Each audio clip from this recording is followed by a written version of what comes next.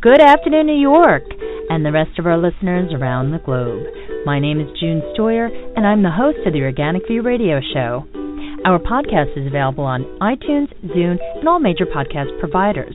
So if you can't catch the show live, you can download it or simply use our free podcast player, which is available on our website at www.theorganicview.com. If you'd like to connect with us, please post a question on our wall on Facebook or send me a tweet at June Stoyer on Twitter. If you'd like to be on the show or would like to find out about sponsorship opportunities, please contact us at questions@theorganicview.com. Today's show is sponsored by MyMumble.com, one of the leading voice chat service providers with locations all over the world. MyMumble offers free 5-seat voice chat service for life, as well as higher capacity plans for any group that requires a secure environment for confidential communication. Listeners of The Organic View can receive 15% off on monthly recurring power servers by using the coupon code ORGVIEW. For more promotional offers, please visit our website at www.theorganicview.com. On today's show, Tom and I are going to welcome Iowa commercial beekeeper and bee advocate Ivan Rickers, and he's going to talk about water quality.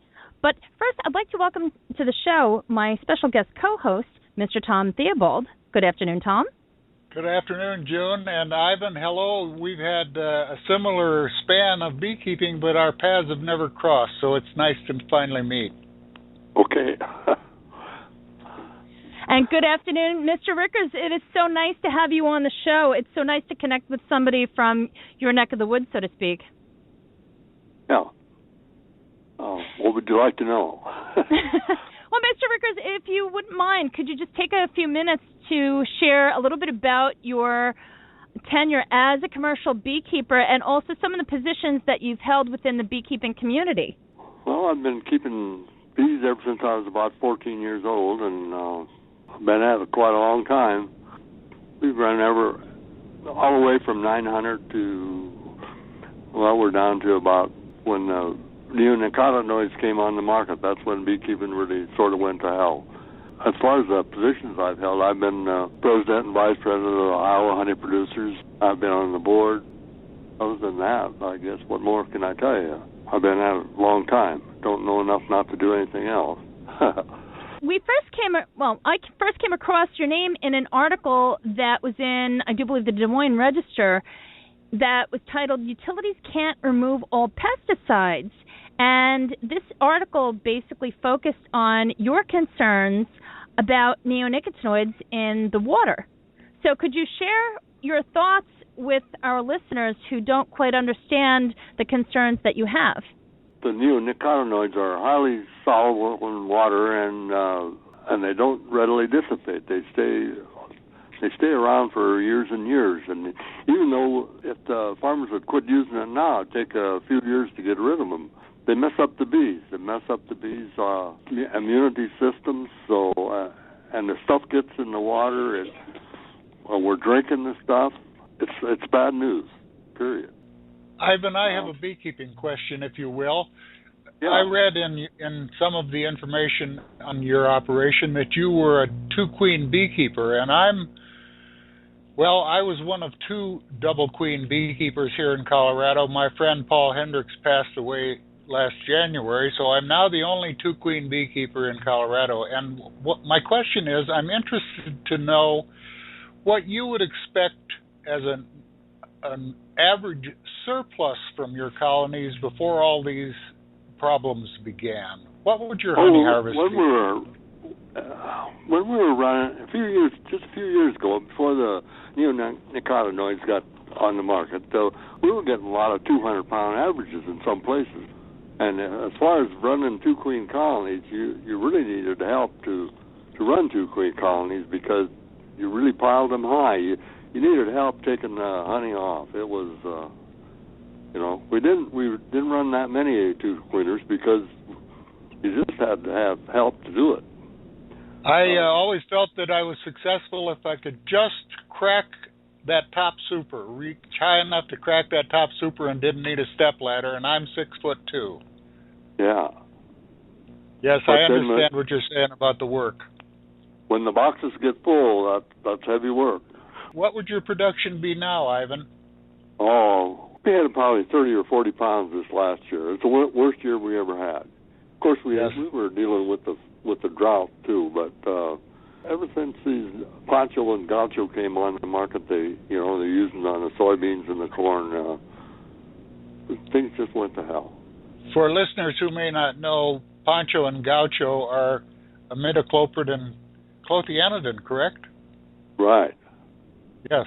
Mr. Rickers, I have a question for you. About a year ago, I conducted a live discussion between two very well-known and well-respected beekeepers.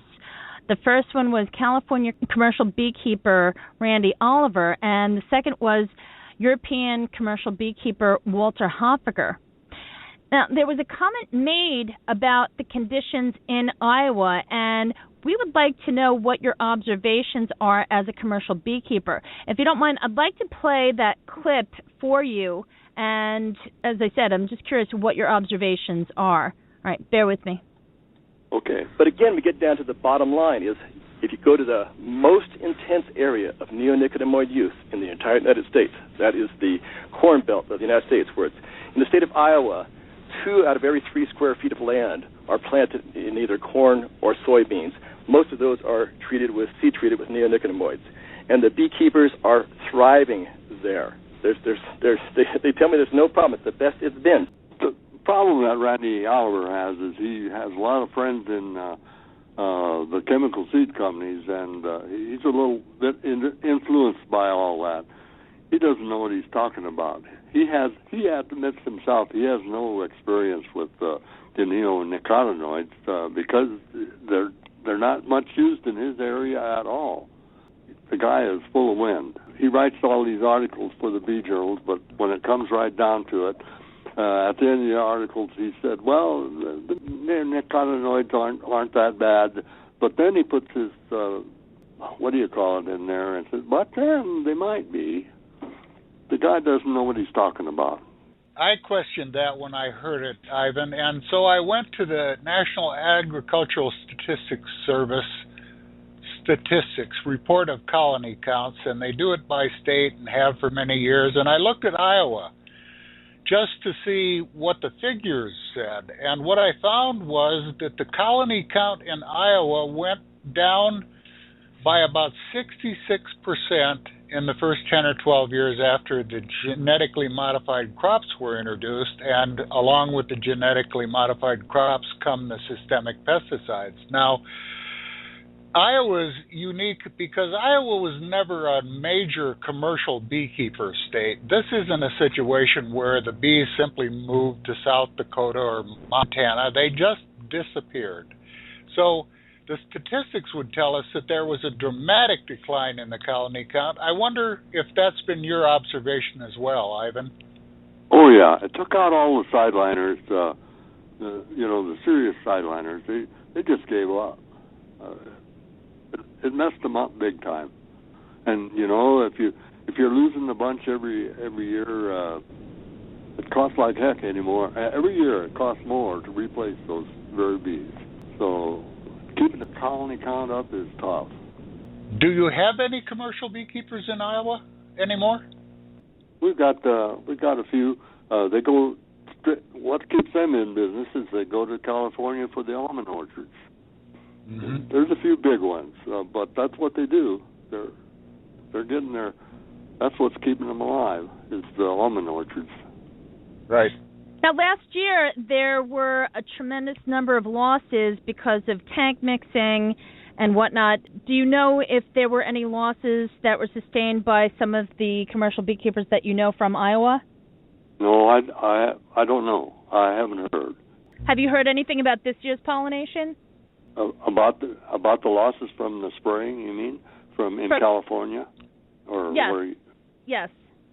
Well, only what I read in the bee journals, they said they lost something like 80,000 colonies of bees from that. It's pretty stupid on the part of the almond growers to do that. And it's a part of ignorance, too, They don't know exactly what they're doing either. Of course, they're paying for it, too, but then that doesn't help the beekeepers. So it helps. It does. That's the only thing that keeps them going is the money that almond growers. I think in fairness to the almond growers and the corn growers and the soybean growers, is they're not being well advised. They're not getting the kind of advice they need to do it differently. And that's part of the problem. Nobody to lead them out of this mess. No, it's very true, Tom. And unfortunately, it'll be interesting to see how things work out this coming year. Have you heard anything from any of the commercial beekeepers as far as the pollination has been going in California? Almond pollination, that is? Are you asking me, yes, June? Yes, I'm asking you. Well, I think that what I've heard, and it's been a couple of weeks, and we're probably through most of the almonds by now, but what I heard 2 weeks ago was that it looked like it was going to be a successful pollination. Even though over the whole span of the colonies that are out there, they were very weak, probably half of what they should be and what the growers would want. They were having, at that time, almost ideal weather conditions. So the bees were getting maximum flying hours, and it looked like it was going to set a good crop. So one more time, we've dodged the bullet on this question. Just out of curiosity, when you were looking at those statistics, did they show any differences over the years in honey production for the Corn Belt region? Well, I wasn't looking at production, and production figures are not as accurate as we would like them to be, so it's hard to compare at a finer level one region to another. So I can't answer your question. I don't know what the production was, but I would imagine that it's reflected by what Ivan has seen, and it's been a dramatic reduction. I've seen the same thing here in Colorado.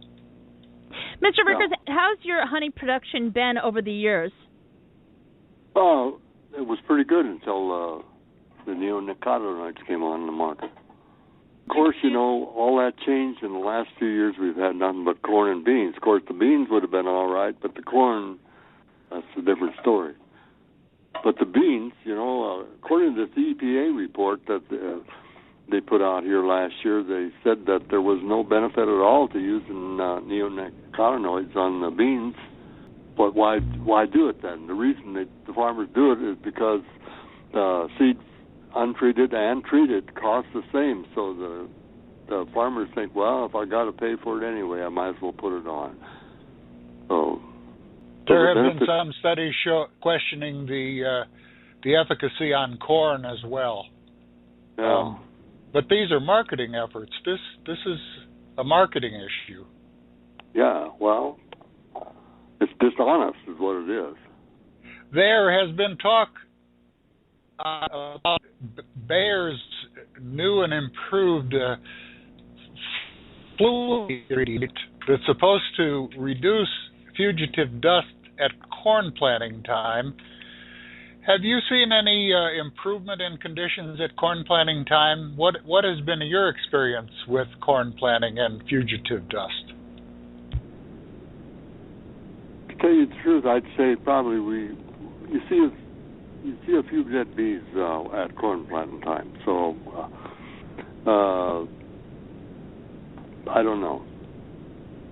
I'd say the thing is you're going to get damage all throughout the whole growing season. So that isn't going to make that much difference.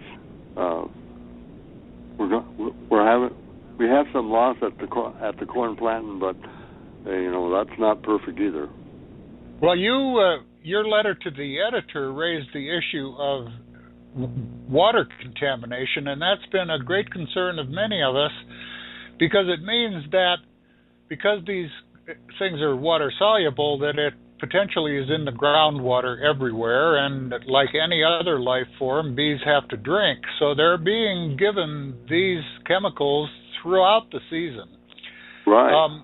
We're all seeing what we believe to be symptoms of this poisoning. I wonder if for the listeners you could just explain some of the things that you're seeing through the course of the season, the supersedures and brood patterns and things like that. Well, I think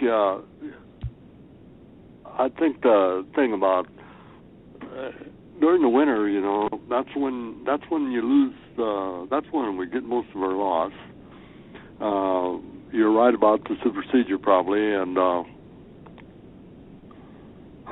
it's not just the bees. In one of these articles I wrote, I talked about the loss of all our wild pheasants, and it's been dramatic. Where we used to have pheasants running around and cackling all the time, we don't have them anymore. And there's the loss from the frogs, and it's messed them up too. So it's messed up the whole environment. Out here in our part of the country, we have a lot of fly fishermen, and they're as into their craft as the beekeepers are. And I had a fly fisherman stop the other day, and I asked him if they've seen any changes in the insect life, because they're very focused on the insects and the hatches and the populations, and he said, yes, definitely so. So right. There's another one. Yes. And how can we not be drinking this stuff is what I can't understand. And, we've had this big deal in Iowa about the Des Moines Water Works suing the 3 counties for contamination of the drinking water with the fertilizer. But they're not mentioning the neonicotinoids, the pesticides. It's ridiculous. How can they talk about one without talking about the other? Well, the USGS, the U.S. Geological Survey, did a 2-year study in your area. They sampled 9 different Midwestern drainages, and they found the neonicotinoids in every sample that they took and at killing levels in some of those. So certainly it's getting into the drinking water. The question that I've raised many times over the past couple of years, this was presented to the public because it would target the insects. And the reason it would target the insects is because the insects had a high number of the synapses that this chemical is aimed at, that it interferes with. Mammals, people included, have relatively few. But the question that it raises in my mind, we're beginning to see that these effects are cumulative and irreversible. So the question is, if the latency for an insect, depending on the way it's administered, is a matter of hours or weeks or even months, and the insects have a lot of these synapses, but the effect is cumulative and irreversible, what's the latency for a human being? Yeah, How right. long will it be? One cigarette did not kill people. How long will it be before we begin to see the health effects of these massive poisonings of the environment? And all we'll get is an oops. Right. What are these people thinking about that are selling this stuff, that are making it? They're ignoring the bad results altogether. They must think, they're going to heaven or something, regardless of what they do. It's crazy. Well, it's hard to imagine what they're thinking, Ivan, and that's one of the reasons why we do a program like this, is to try to bring this to the attention of the public so we can begin to make more sensible decisions. Right. I'm just curious, what is the beekeeping community's relationship with the farmers locally? Oh, I don't think the farmers don't like us. They, we're kind of ignored as most of it. They're just looking out for their bottom dollar. There's some of them are very conscientious. They want to do everything right. Then there's some that are in a bind financially, so they have to go with the flow. And then there's some don't give a damn. They're out is for the bottom dollar and the hell with everybody else. So that's the way it is. What about the non-farm public in Iowa? How do they feel about these issues, or are they even aware of them? Oh, people tell me I agree with you, but it's kind of what can they do about it? What they really need to do is jump up and down and scream and holler, why are you poisoning this? But,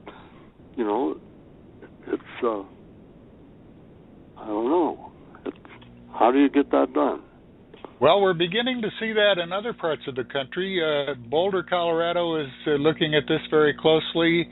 Eugene, Oregon has passed ordinances restricting the use of the neonicotinoids on municipal land. I think there's one pending in Portland, and there have been several other cities, and I think that the momentum is mounting. I'm just wondering if Iowa people, they're at the heart of it. Zero in these issues. I'm wondering how they feel.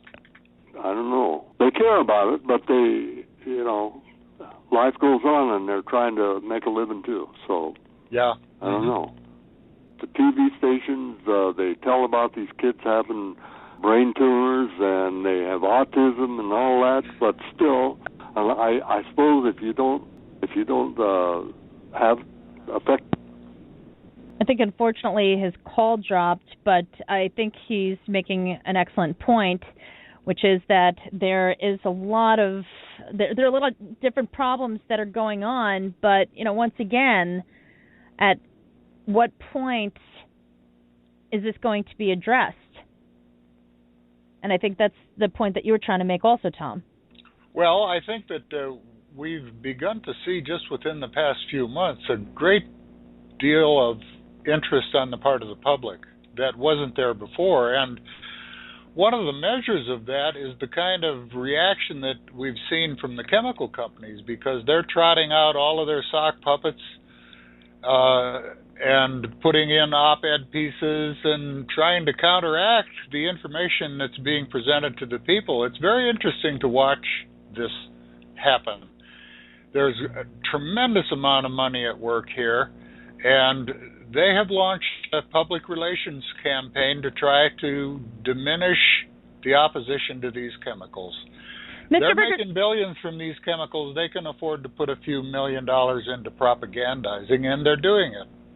Mr. Burgess, have you seen a lot of what Tom was describing, the op-ed pieces and whatnot, the advertising, promoting the benefits of the chemicals, what have you? Have you seen a lot of that in Iowa? Well, they put that on all the time. It's on the television stations. It's in the newspapers. They advertise this stuff, and of course they sort of bought off Iowa State University's. They've used their money there too. That's my feelings about it anyway. That's not good. Does Iowa State University support the beekeeping community in any way? Yeah, they've got one or two people working on bees there. It's not like it used to be, but and to tell you the truth, I think the last one that was put in was paid for by the chemical people. That's to make them think that they're really looking out for us, but they're not. They don't give a damn about us. They're strictly themselves. And we have an Iowa State graduate, it's Jim Blome, who's the CEO of the Bayer Crop Life, and he's telling us he's going to save the bees. They built this thing in the Carolinas about saving the bees, but that's a lot of hooey too. We've seen a lot about the monarch butterfly, and you're right in the middle of that flyway. Have you observed a decline in the monarchs? Well, it all goes along with the farming and the putting the Monsanto's Roundup on, and it raises hell with that. The food for the monarchs, so I'm sure that you don't see many of them anymore. Yeah, the statistics that I've seen is that the population has declined by 90% in the last 20 years. And the interesting thing about that is I think you would see the same sort of decline in the bee world if you removed the beekeepers from the equation. We would see virtually no honeybees left. Right. Well, if it weren't for the beekeepers, people really have no idea what these folks are going through. Some of them are taking a second mortgage on their home. They're doing everything that they can to keep their operation going. And for many people, such as the two of you, actually, your business is toast. Yeah, right. And I think, unfortunately, we're going to see more and more beekeepers the beekeeping operations go under as these chemicals are used throughout agriculture and even in the home garden environment. It's unfortunate, but that's pretty much the way that things are heading. Right.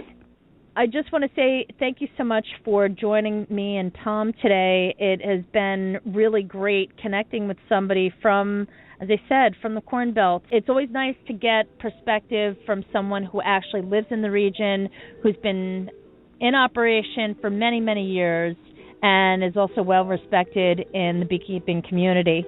So thank you so much for coming on the show today. Well, you're welcome. Ivan, it's been a pleasure to talk to you, and I hope we have an opportunity to talk again. Okay. Thank you. Oh, you're very welcome. And folks, thank you so much for tuning in. Please listen each Thursday as Tom and I continue talking about the impact of neonicotinoids on the environment and on pollinators and other beings each week. Have a great afternoon, everyone.